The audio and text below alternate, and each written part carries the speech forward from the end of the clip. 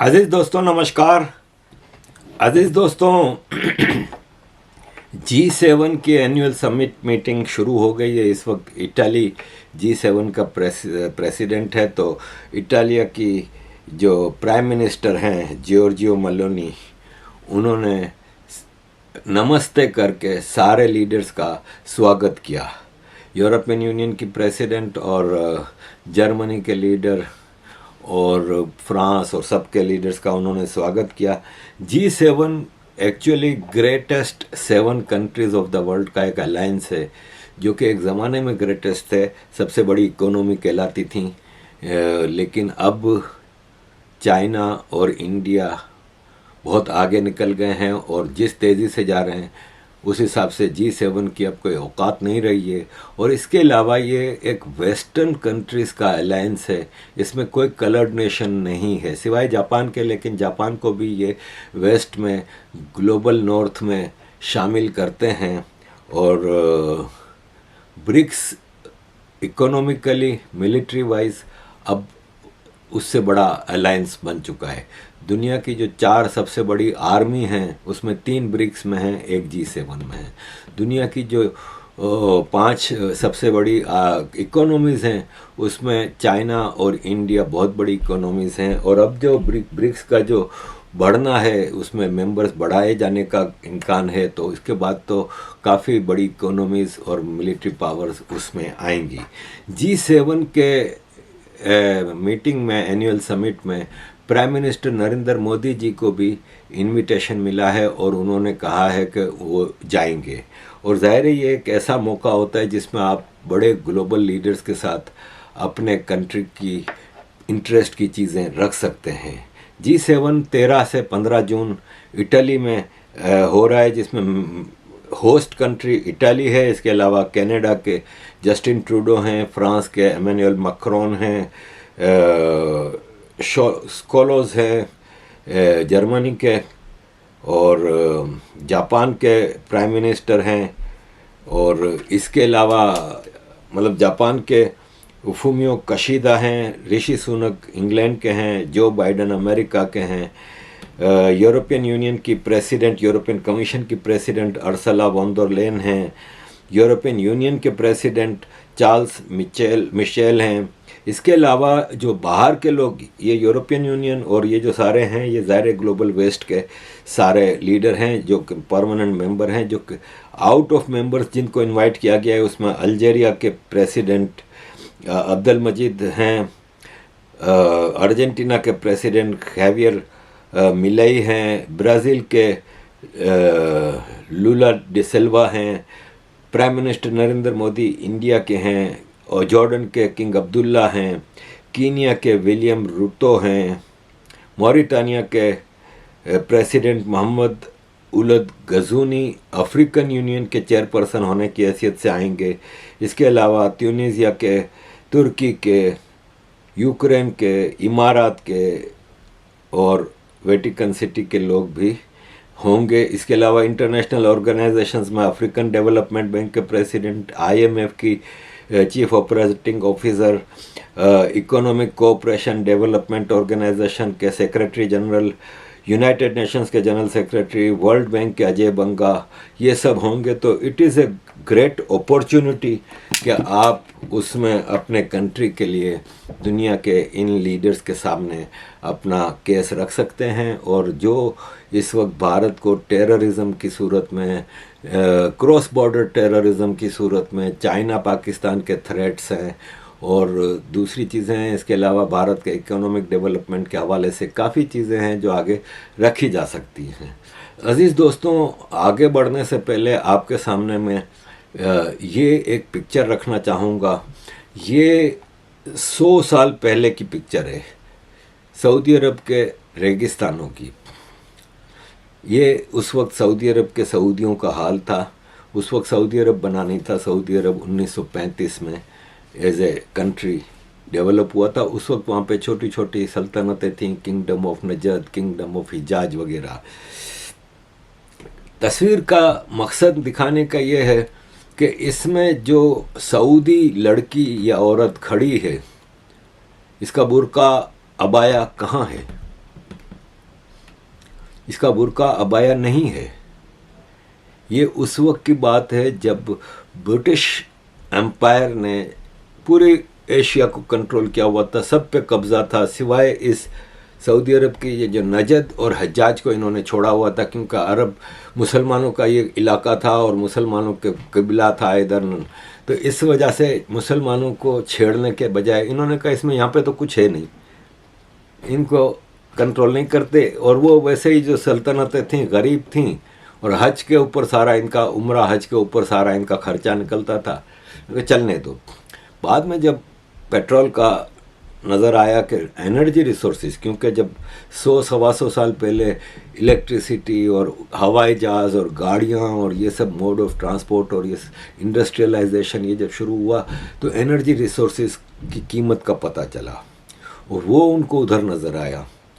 तो एक तो सऊदी अरब के चारों तरफ जो छोटी छोटी रियासतें थीं, बहरीन, कुवैत, कतर, इमारात की 7 स्टेट, ओमान, ये सब को इन्होंने अपने कंट्रोल में रखा। जॉर्डन मिलिट्री पावर के हिसाब से, इजिप्ट, और यहाँ पे लॉरेंस ऑफ अरबिया के ज़रिए एक किंगडम बनाई गई जिसमें नजद के बादशाह अब्दुल अजीज़, जो कि शेख अब्दुल वहाब के दामाद थे शायद, उन्होंने हजाज पे हमला करके मक्का मदीना पे कब्ज़ा करके नॉर्दर्न एरियाज़ पे कब्ज़ा करके जो ब्रिटिश के कंट्रोल में नहीं थी वो इलाके कब्ज़ा करके एक किंगडम ऑफ सऊदी अरब बनाई गई।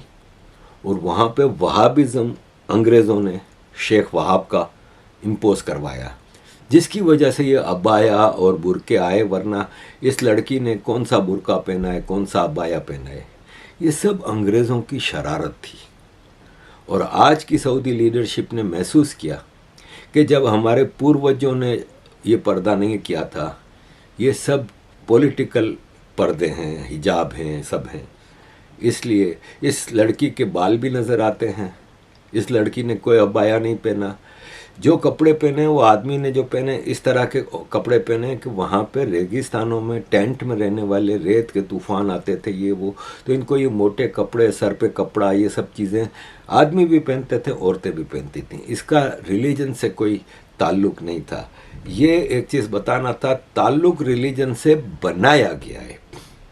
अब जैसे ये देखें ईरान का, आप कितनी तस्वीरें आपको मिल रही हैं कि ईरान रिवॉल्यूशन जो आया था 1979 में, उससे पहले ईरान कितना मॉडर्न था, लेकिन आज ईरान में भी वही जहालत भरी है। अब तो सऊदी अरब उस जहालत से निकल रहा है, इमारात निकल चुका है, काफ़ी हद तक ये लोग जहाँ के इस्लाम बर्थ प्लेस है वहाँ से तो निकल आए। ईरान में आज भी एक्सट्रीमिज़म है। अब ये जो आप देख रहे हैं, ये एक बॉक्सिंग का मुकाबला था, इसमें लड़की के कपड़े इसको पसंद नहीं आए तो ईरानी बॉक्सर ने उसको किक मारी, फिर लाइफ टाइम इसको डिस्क्वालीफाई किया गया। लेकिन ये माइंडसेट नज़र आता है, क्योंकि माइंडसेट ये है कि जब आप अपने बच्चों को आज के ज़माने में टॉलरेंस और भाईचारा और एक दूसरे को बर्दाश्त करो और मिल के रहो और सेक्युलरिज्म और ये और वो सिखाते हैं ना, तो ये लोग अपने बच्चों के हाथों में हथियार दे के इनको कहते हैं जो भी मुसलमान नहीं है उसको मार डालो। ये जो माइंडसेट है ना, इसको आप चेंज नहीं कर सकते।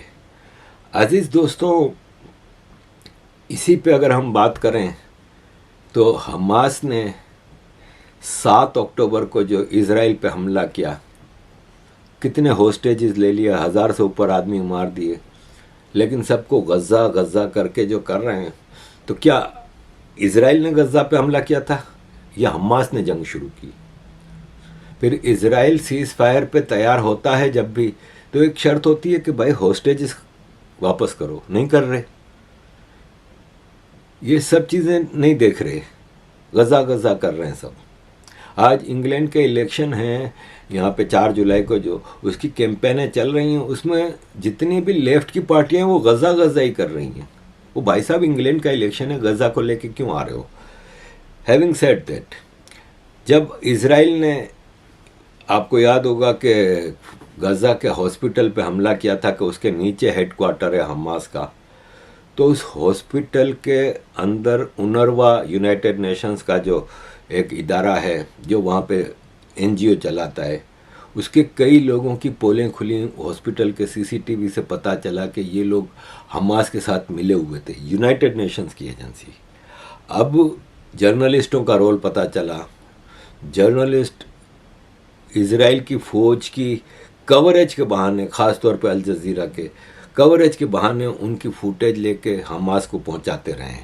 अब इजराइल ने अभी जो रफ़ा पे हमला किया तो वहाँ पे एक जर्नलिस्ट है अब्दुल्ला अल जमाल, ये रिपोर्टर और फोटो जर्नलिस्ट है अल जज़ीरा का।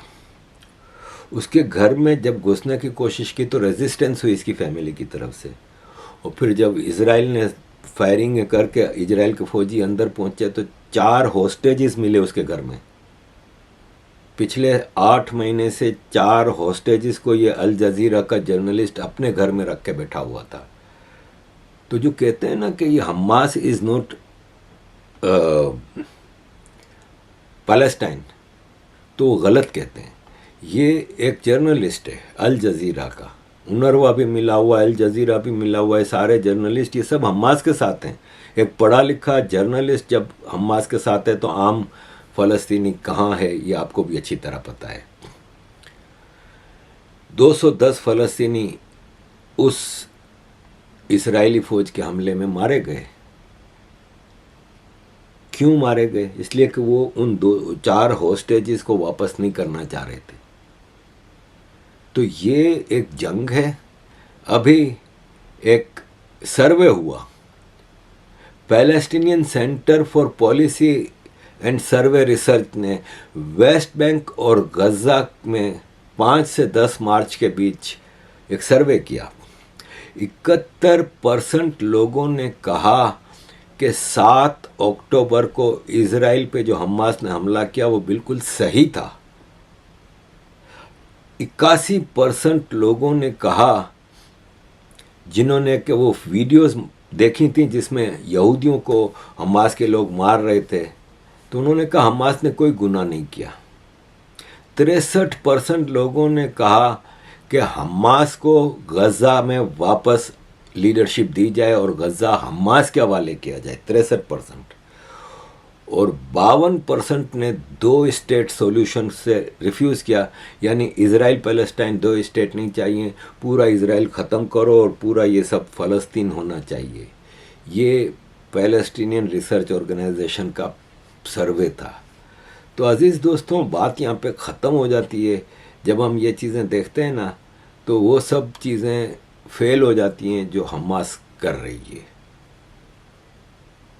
यहूदी जब अमेरिका यूरोप के किसी शहर में प्रोटेस्ट करते हैं ना इन हमास के लोगों के खिलाफ, तो एक गमला नहीं टूटता, सड़क पे कचरा नहीं गिरता। लेकिन जब मुसलमान प्रोटेस्ट करते हैं ना तो ये एक आदमी की गाड़ी थी, उसके ऊपर हमला करके तोड़ दिया, वायोलेंस करेंगे, मुंह पे ढाटे बांध के आते हैं। अब तो कोविड नहीं है, अब मुंह पे कपड़ा लगा के क्यों आ रहे हो? इसलिए कि पहचान में ना आओ। जो पहचानने से डरे वो गलत काम करता है तो डरता है, क्योंकि वायोलेंट यहूदी या क्रिश्चियन या हिंदू नहीं है, वायोलेंट तुम लोग हो। तो तुम्हारे खिलाफ जो प्रोटेस्ट करे उसको डरना चाहिए कि यार ये कल को हम पे हमला करके मारेंगे। जैसे मैं चाहता हूँ कि मैं भी यहूदियों के प्रोटेस्ट में जाऊँ, ये जो अभी टिम रॉबिन्सन का प्रोटेस्ट हुआ उसमें जाऊँ, लेकिन मसला ये है कि मैं पब्लिक ट्रांसपोर्ट यूज़ करता हूँ और मैं अकेला होता हूँ। ये तो नहीं है कि ग्रुप की शक्ल में 15-20 लोगों के साथ जा रहा हूँ, अकेला होता हूँ। अगर मैं जाऊँगा उस प्रोटेस्ट में मुझे नज़रों में ले लेंगे, क्योंकि जर्नलिस्ट, लेफ्ट का इकोसिस्टम सब इन वायोलेंट लोगों के साथ मिले हुए होते हैं। फिर मैं जब ट्यूब में, मेट्रो में जाऊँगा, बस में जाऊँगा, कहीं ना कहीं मेरे ऊपर हमला हो सकता है। इसलिए मैं मजबूरन अक्लमंदी समझ के कि बहादुरी इज़ नॉट बेवकूफ़ी, कि आप बेवकूफ़, अगर आप एक्स्ट्रा ऑर्डिनरी फजूल में बहादुरियाँ दिखाते हैं ना तो आप बेवकूफ़ हैं। हर चीज़ सोच समझ के करनी चाहिए। तो ये लोग तो मुंह पे कपड़ा बांध के आते हैं, इसका मतलब ये है कि ये लोग गलत काम कर रहे होते हैं, इसलिए डरते हैं कि यहाँ की लॉ इन्फोर्समेंट एजेंसीज इनको पहचान के इन पे हमला, कल को इनको कन्विक्ट ना करें, इनको अरेस्ट ना करें। इसलिए आपने देखा कि इन्होंने एक गाड़ी को तबाह कर दिया इन हालात में। अजीज़ दोस्तों, स्पेन और 3 यूरोपियन कंट्रीज़ ने, आयरलैंड और शायद नॉर्वे ने पैलेस्टीनियन स्टेट को रिकॉग्नाइज़ किया है। इसकी कोई हैसियत नहीं है। पैलेस्टीनियन स्टेट को यूनाइटेड नेशंस रिकॉग्नाइज़ करे, कुछ भी करे, कोई फ़ायदा नहीं है जब तक के फ़लस्तीनी एग्री नहीं करते, जैसे कि यासिर अरफात ने किया था कि इज़राइल और पैलेस्टाइन 2 स्टेट्स होंगे साइड बाय साइड, और फ़लस्तीनी वायोलेंस को डिस्कार्ड करेंगे। तब भी फ़लस्तीन को दुनिया ने रिकॉग्नाइज़ किया था, यूएन का मेंबर नहीं बना था जब यासिर अरफात का एग्रीमेंट हुआ था। और बाद में हमने देखा कि यहाँ पे फिर हमास भी बनी और हिजबुल्ला भी बनी और ये सब टेररिज्म करते रहे। तो इन रिकॉग्निशन से फ़ायदा नहीं होगा, हाँ नुकसान है यूरोपियंस का।